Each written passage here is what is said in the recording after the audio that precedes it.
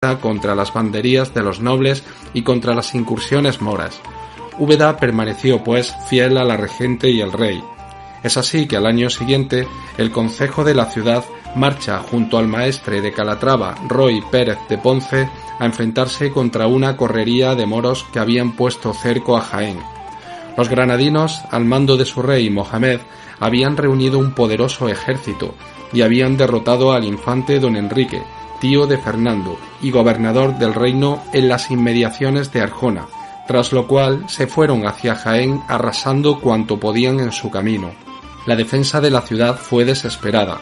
En ella murió el adelantado de la frontera don Enrique Pérez de Arana y destacaron entre otros Juan Ruiz de Baeza, Lope Hernández Dávalos y otros caballeros ubetenses. El empeño cristiano les llevó a rechazar a los musulmanes que en venganza volvieron a arrasar la comarca y a degollar a la guarnición y vecinos de Quesada. La villa volvió a poblarse de musulmanes. Otras correrías tomaron la dirección contraria. Los cristianos hicieron lo propio en tierras granadinas y derrotaron a los moros en Iznayot, donde el maestre Roy Pérez resultó mortalmente herido. El concejo de Úbeda, como no, estuvo presente en la acción y le cupo buena parte de las ganancias obtenidas en la racia.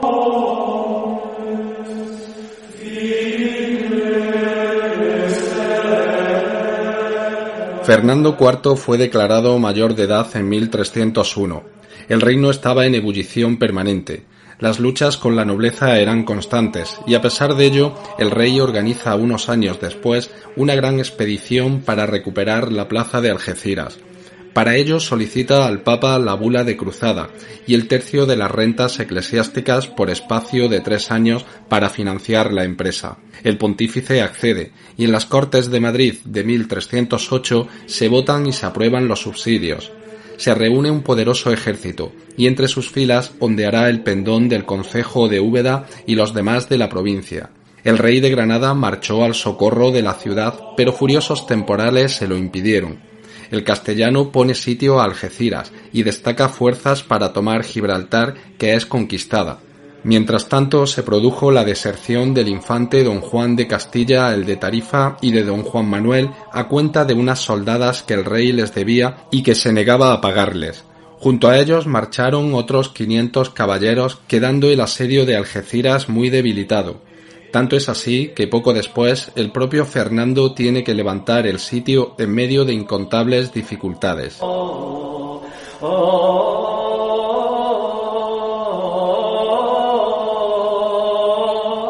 Fue el rey generoso también con la ciudad de Úbeda, que tan leal se había mostrado siempre a su causa. Durante su reinado las mesnadas ubetenses conquistan el castillo de Canena, a la sazón gobernado por el comendador de la Orden de Calatrava, Gutiérrez Pérez, que se mostraba contrario al soberano. A cambio el monarca le entrega la villa a la ciudad. Esto ocurría en 1302. 2 años después, en 1305, emisarios del concejo de Úbeda acuden a Medina del Campo, donde se encontraba Fernando, para pedir auxilio a causa de los estragos que habían causado los temporales en la muralla. El rey otorga una carta de privilegio concediéndole los recursos para reparar los muros y la cerca del arrabal. Imaginamos que sería la parte de los sanjuanes. La ciudad de las Torres se encontraba en esos momentos algo maltrecha. No nos cansaremos de insistir en lo importante que era el mantenimiento de las fortificaciones para los ubetenses de aquellos siglos. Su seguridad y su vida dependían del estado de las defensas. El estado de guerra y agitación permanente obligaban a un esfuerzo constante en la reparación de murallas y baluartes. En 1295 el rey había concedido al concejo de la ciudad la mitad de las penas de la tafurería para el arreglo de los muros. La tafurería era la casa pública de juego. También confirma todos los privilegios y demás gracias y mercedes otorgadas a la villa por su padre Sancho y reyes anteriores. Desde la conquista hasta la fecha, como puede apreciarse, el currículum de Úbeda en cuanto a fidelidad real era impecable, pero no siempre fue así. Muere el rey Fernando el 7 de septiembre de 1312 en la ciudad de Jaén, solo y al parecer repentinamente, sin testigos que estuvieran presentes. La historia y la leyenda se han entrelazado indisolublemente en lo concerniente a la defunción del monarca, que recibió a su muerte el sobrenombre del Emplazado, a causa de las circunstancias misteriosas en que se produjo la misma. Por haber acontecido los hechos cerca de Úbeda, vamos a reproducir la crónica del historiador Diego Rodríguez de Almela, que en su obra Valerio de las Historias Escolásticas y de los Hechos de España, y que fue escrita alrededor del año 1472, relata del siguiente modo la defunción del monarca. Estando el rey don Fernando IV de Castilla, que tomó a Gibraltar en Martos, acusaron ante él a dos escuderos, llamados el uno Pedro Carvajal y el otro Juan Alfonso de Carvajal, su hermano, que ambos andaban en su corte, oponiéndoles que una noche, estando el rey en Palencia, mataron a un caballero llamado Gómez de Benavides, que quería mucho el rey, dando muchos indicios y presunciones, porque parecía que ellos le habían muerto. El rey don Fernando, usando de rigurosa justicia, hizo prender a ambos hermanos y despeñar de la peña de Martos. Antes que los despeñasen, dijeron que Dios era testigo y sabía la verdad, que no eran culpantes en aquella muerte que les oponían, y que pues el rey los mandaba despeñar y matar a sin razón, que lo emplazaban de aquel día que ellos morían en 30 días que pareciese con ellos a juicio ante Dios. Los escuderos fueron despeñados y muertos, y el rey don Fernando vino a Jaén. Acaeció que 2 días antes que se cumpliese el plazo se sintió enojado, comió carne y bebió vino. Como el día del plazo de los 30 días que los escuderos que mató le emplazaron se cumpliese, queriendo partir para Alcaudete, que su hermano el infante don Pedro había a los moros tomado, comió temprano y acostóse a dormir en la siesta que era en verano. Acaeció así que cuando fueron para le despertar, halláronlo muerto en la cama, que ninguno no le vido morir. Mucho se deben atentar los jueces antes que procedan a ejecutar justicia, mayormente de sangre, hasta saber verdaderamente el hecho porque la justicia se deba ejecutar. Cá como el Génesis se lee: quien sacare sangre sin pecado, Dios lo demandará. Este rey no tuvo la manera que convenía ejecución de justicia, y por tanto, como dicho es. Esta es la historia de la muerte de Fernando IV, que fue emplazado por los hermanos Carvajal a comparecer a juicio ante Dios en 30 días tras ordenar su injusta muerte arrojándolos por la peña de Martos. Dicen que encerrados en una jaula de púas y hierros. La maldición se cumplió y el rey falleció inesperadamente en Jaén un mes justo después. Tenía 26 años.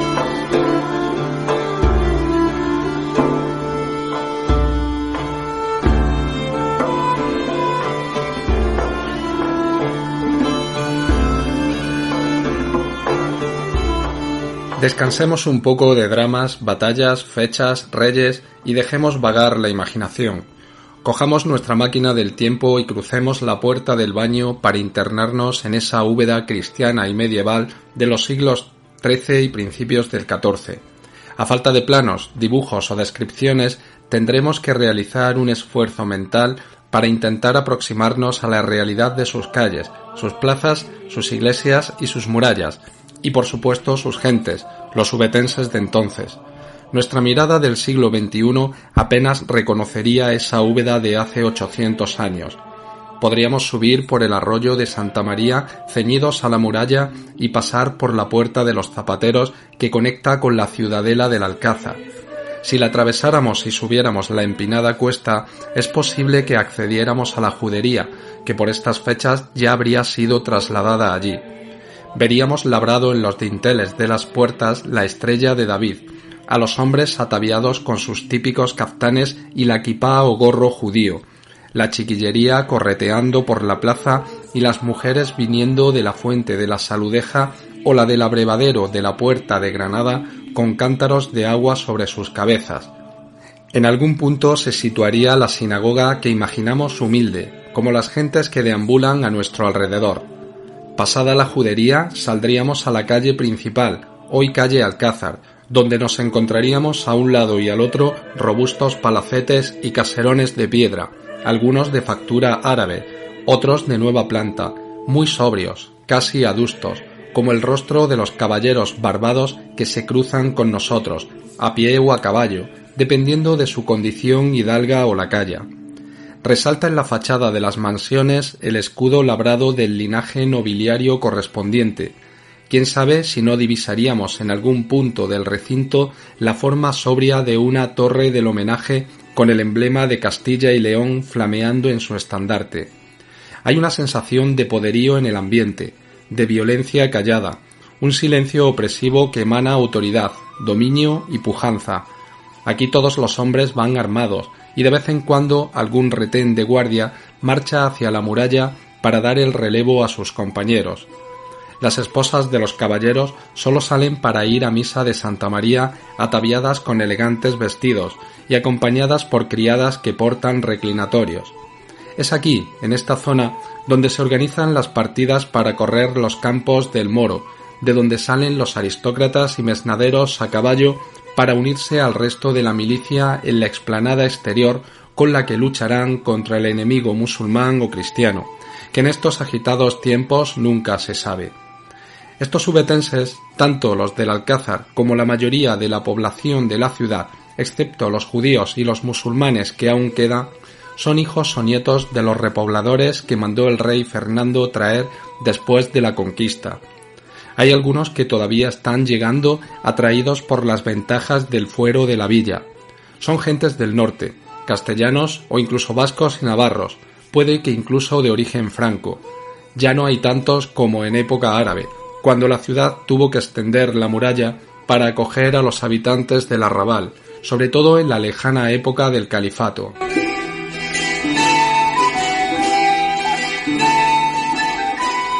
Crucemos la puerta del Alcázar, vamos a llamarla así, la que está junto a la Torre de las Arcas, hoy Palacio del Marqués de Mancera, y veamos qué hay frente a nosotros.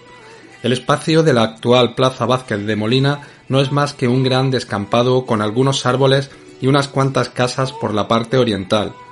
El inicio de la calle Real sí es bien distinguible al fondo, pero, salvo por alguna casona de más porte, todas las demás parecen pequeñas y no muy lujosas. Hay una placita un poco más lejos, donde comienza el trazado urbano del barrio de San Pablo, algo a la derecha de donde hoy está la plaza del Ayuntamiento. La Torre de San Pablo, aunque más distanciada, podemos verla desde aquí. No hay edificios que nos la oculten, pero es una torre con campanario sencilla, aún no tiene su característico chapitel.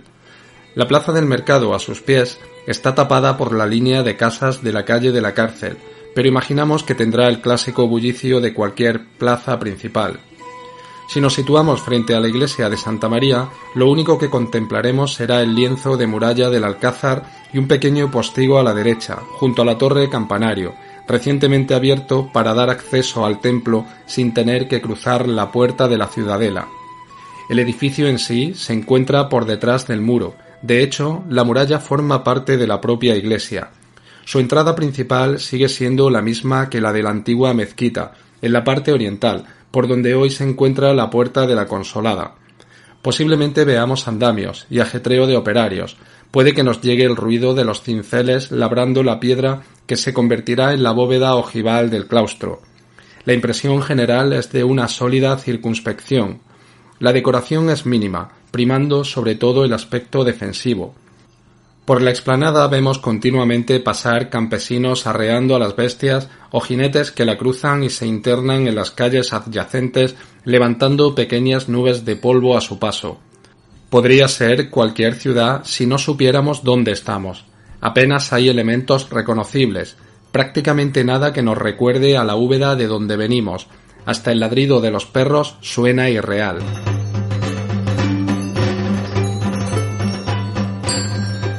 Pero dejemos de jugar con la imaginación o correremos el riesgo de falsear una realidad que casi desconocemos.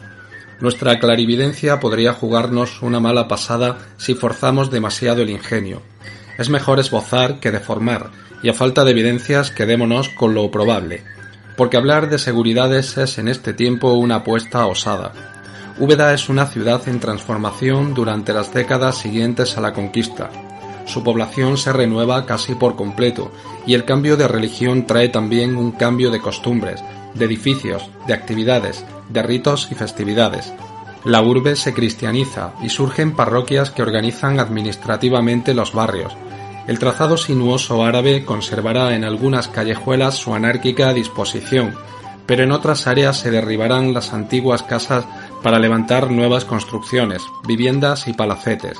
Poco a poco la impronta musulmana irá desapareciendo. Surgirán plazas donde antes había calles o edificios, y en general